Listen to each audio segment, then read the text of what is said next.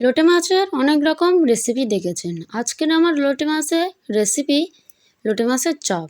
তাহলে চলুন ঠিক এভাবে করবেন, অবশ্যই ভালো লাগবে আশা করছি। ভালো যদি লেগে থাকে লাইক শেয়ার কমেন্ট করে সাবস্ক্রাইব করে পাশে থাকবেন। প্রথমে লোটে মাছগুলো খুব ভালো করে কেটে ধুয়ে একটা করে লোটে মাছ দুটো করে করা হয়েছে।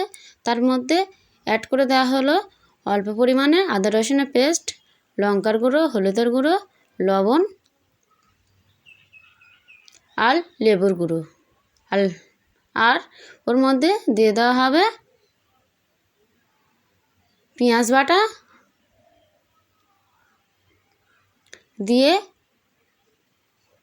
আর কাঁচা লঙ্কার কুচি। খুব ভালো করে একসাথে সব কিছু মাখিয়ে রাখতে হবে। মাখিয়ে 10-15 মিনিট রেস্টে রাখতে হবে।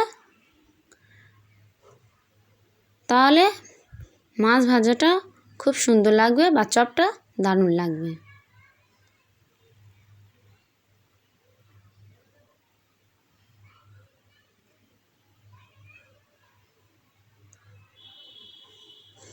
আর নিত্য নতুন রেসিপি দেখার জন্য অবশ্যই আমার চ্যানেলটা সাবস্ক্রাইব করবে, ফেসবুকে দেখলে ফলো করে দেবেন। তারপর একটা ব্যাটার তৈরি করে নিতে হবে। দিয়ে দেওয়া হচ্ছে বেসন একটা জায়গায়, তারপরে চালের গুঁড়ো 4 চামচ বেসন আর 2 চামচ চালের গুঁড়ো। কেউ চাইলে চালের গুঁড়োটা বদলে কর্নফ্লাওয়ার দিতে পারে। তারপর অল্প পরিমাণে হলুদের গুঁড়ো, লবণ দিয়ে অল্প অল্প জল দিয়ে খুব ভালো করে ব্যাটারটা ফেটিয়ে নিতে হবে। অবশ্যই এই কাজটা অল্প অল্প করে জল দিয়ে করবেন, একবারে দিলে পাতলা বা ঘন হয়ে যাবে।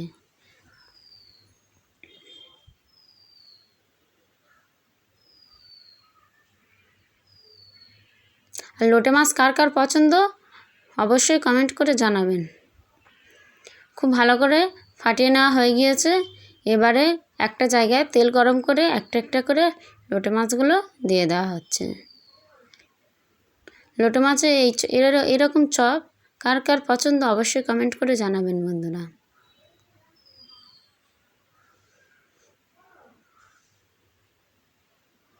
সন্ধ্যাবেলা চায়ের আড্ডায় এই লোটে মাছের চপ থাকলে খুবই সুন্দর লাগে।